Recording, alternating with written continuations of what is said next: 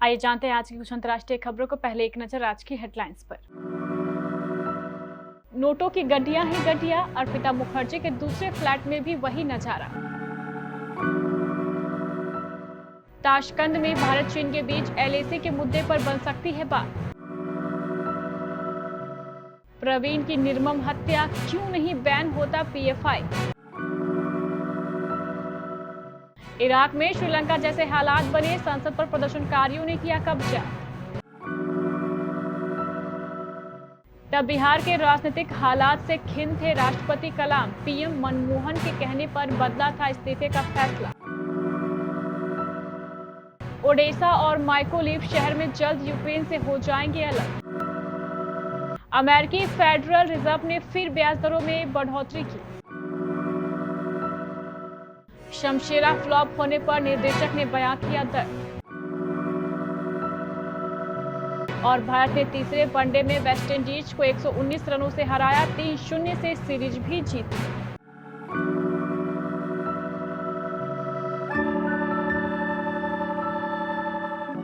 अर्पिता मुखर्जी के दूसरे घर का भी नजारा वैसा ही है जैसा पहले वाले घर का था। चारों ओर नोटों की गड्डियां ही गड्डियां, 5 मशीनें गिनती में लगी हैं। अब तक 20 करोड़ रुपए से ज्यादा की गिनती हो चुकी है। नोटों के कई बंडल अभी खुलने बाकी है। 3 किलो सोना भी मिला है। पैसा ले जाने के लिए 20 ट्रंक मंगवाया गया। अर्पिता के टालीगंज स्थित डायमंड सिटी कॉम्प्लेक्स वाले फ्लैट से ईडी लगभग 21 करोड़ रुपए कैश और लाखों रुपए के कैश पहले ही जब्त कर चुकी है। अर्पिता ममता सरकार के मंत्री पार्थ चटर्जी के नजदीकी हैं। दोनों इस समय जेल में हैं।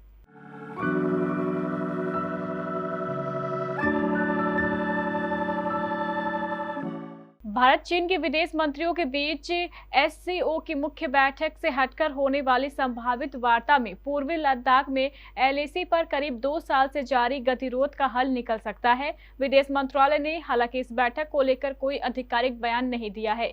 सूत्रों का कहना है कि पिछली बैठक की संभावित इस बार भी दोनों विदेश मंत्रियों की मुलाकात होगी।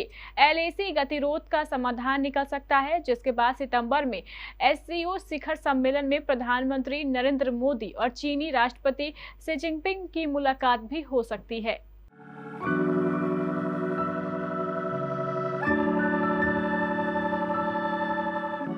हम गर्व से कहते हैं कि भारत दुनिया का सबसे बड़ा लोकतंत्र है।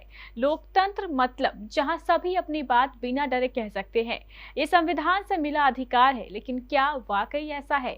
ये सवाल हम इसलिए पूछ रहे हैं क्योंकि कर्नाटक के दक्षिण कन्नड़ जिले में बीजेपी के 32 साल के युवा नेता प्रवीण नेटरू की मंगलवार को हत्या कर दी गई। प्रवीण भाजपा युवा मोर्चा के जिलाध्यक्ष थे। प्रवीण ने 29 जून को राजस्थान में मारे गए कन्हैया लाल की हत्या के विरोध में सोशल मीडिया पर एक पोस्ट लिखी थी और 1 महीने के अंदर ही उन्हें दर्दनाक मौत दे दी गई।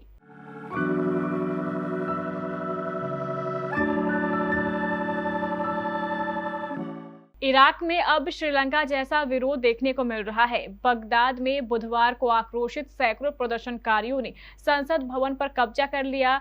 अल जजीरा की रिपोर्ट के मुताबिक ज्यादातर प्रदर्शनकारी इराकी शिया लीडर मुक्ताद अल सदर के समर्थक हैं। प्रदर्शनकारी ईरान समर्थित पार्टी द्वारा प्रधानमंत्री के लिए पूर्व मंत्री और पूर्व प्रांतीय गवर्नर मोहम्मद सिया अल सुदानी की उम्मीदवारी का विरोध कर रहे थे। प्रदर्शनकारियों ने बुधवार को बगदाद के उच्च सुरक्षा वाले ग्रीन जोन, सरकारी भवनों और राजनयिक मिशनों के घर में प्रवेश किया। इसके बाद संसद में घुस गए। हालांकि उस समय संसद में कोई भी सांसद मौजूद नहीं था। अल जजीरा की रिपोर्ट के मुताबिक उस वक्त संसद भवन के अंदर सिर्फ सुरक्षाकर्मी मौजूद थे और उन्होंने प्रदर्शनकारियों को आसानी से अंदर जाने दिया।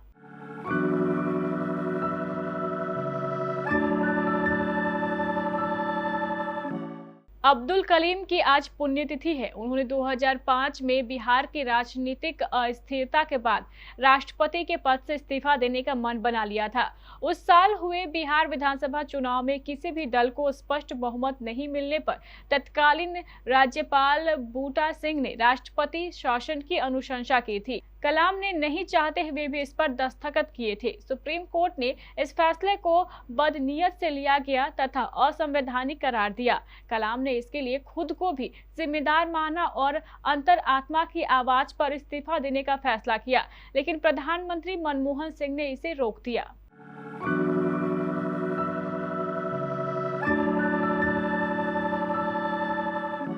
यूक्रेन के दक्षिणी क्षेत्र में रूस की लगातार जारी भीषण बमबारी के बीच ओडेसा और माइक्लोलीव शहर में भी जल्द यूक्रेन से अलग होने का दावा किया गया है। यह दावा खेरसोंग क्षेत्र में मॉस्को समर्थित एक अधिकारी ने किया है, क्योंकि रूस ने काला सागर के इन क्षेत्रों पर हमले बढ़ा दिए हैं। इस बीच खेरसोंग में अमेरिकी ठिकाना तबाह करने के बाद नीपर नदी पर शहर का एकमात्र पुल बंद कर दिया गया है।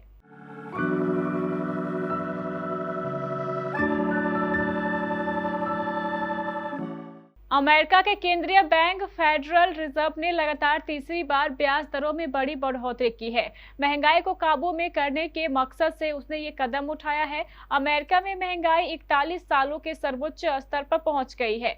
अमेरिकी फेडरल रिजर्व ने 0.75% बढ़ोतरी ब्याज दरों में की है। ये यूएस केंद्रीय बैंक द्वारा की गई लगातार चौथा इजाफा है। बढ़ोतरी का यह स्तर 1994 के बाद सर्वाधिक है।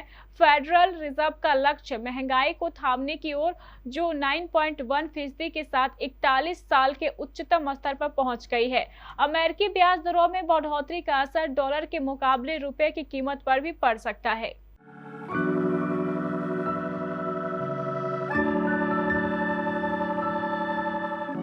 बॉलीवुड अभिनेता रणवीर कपूर की फिल्म शमशेरा बॉक्स ऑफिस पर अपना कमाल दिखाने में असफल रही है। इस फिल्म से रणवीर कपूर ने 4 साल बाद बड़े पर्दे पर वापसी की है, लेकिन फिल्म को रिलीज होने के बाद से बढ़िया रिस्पांस नहीं मिला और अब यह फ्लॉप साबित हो गई है। फिल्म के बेहतर प्रदर्शन न करने पर अब निर्देशक करण मल्होत्रा ने सोशल मीडिया पर पोस्ट शेयर कर अपना दर्द बयां किया। करण मल्होत्रा ने अपने सोशल मीडिया अकाउंट पर पोस्ट शेयर कर अपने दिल की बात लिखी है। करण ने लिखा, मेरे प्यारे शमशेरा, तुम जैसे हो वैसे ही राजसी हो। मेरे लिए इस मंच पर खुद को व्यक्त करना महत्वपूर्ण है, क्योंकि ये वो जगह है जहां तुम्हें लेकर प्यार, नफरत, उत्साह और अपमान मौजूद है। मैं पिछले कुछ दिनों के लिए माफी मांगना चाहता हूं, क्योंकि मैं नफरत और गुस्से को संभाल नहीं पाया। मेरी वापसी मेरी कमजोरी थी और इसके लिए कोई बहाना नहीं है।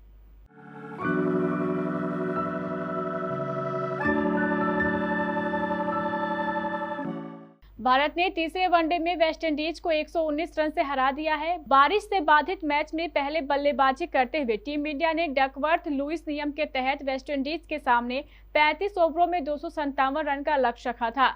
जवाब में वेस्टइंडीज की पूरी टीम 26 ओवर में 137 रन पर सिमट गई। ब्रेंट किंग और निकोलस पूरन ने अपनी टीम की तरफ से सबसे ज्यादा 42 रन बनाए।